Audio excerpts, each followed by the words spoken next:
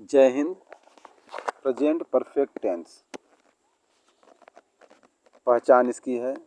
इस टेंस के वाक्य के अंत में चुका है, चुकी है, चुके हो रहता है। अफर्मेटिव सेंटेंस हम देखते हैं। सकारात्मक वाक्य, इसका रूल है subject plus helping verb plus main verb का third form plus object.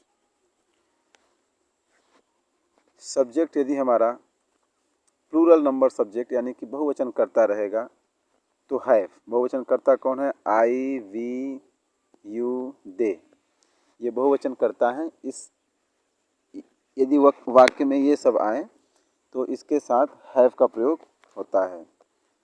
He, C, it या किसी का नाम हो गया, ये सब सिंगुलर नंबर सब्जेक्ट यानी कि एक वचन करता है, इसके साथ हैज का प्रयोग होता है।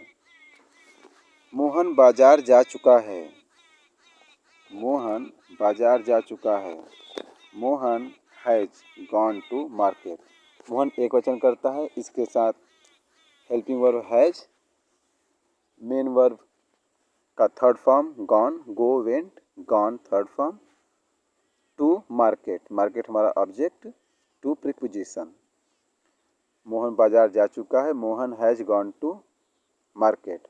तुम क्रिकेट खेल चुके हो। You have played cricket. You plural number subject यानी कि बहुवचन करता है, इसीलिए यहाँ पर हैव का प्रयोग, और मेन वर्ब का third form play, played, played third form. वह एक पत्र लिख चुकी है। She has written a letter, write का थर्ड फॉर्म रिटेन। वे लोग दौड़ चुके हैं। They have run. दे भी प्लूरल है, इसके साथ हैव का प्रयोग। रन, रैन, रन, रन का फर्स्ट और थर्ड फॉर्म रन ही होता है। निगेटिव सेंटेंस, नकारात्मक वाक्य, इसमें सिर्फ हम नॉट जोड़ देते हैं। Subject plus helping verb plus not plus main verb का third form plus object. Mohan बाजार नहीं जा चुका है। Mohan has not gone to market. तुम क्रिकेट नहीं खेल चुके हो। You have not played cricket. वह एक पत्र नहीं लिख चुकी है। She has not written a letter. वे लोग नहीं दौड़ चुके हैं। They have not run.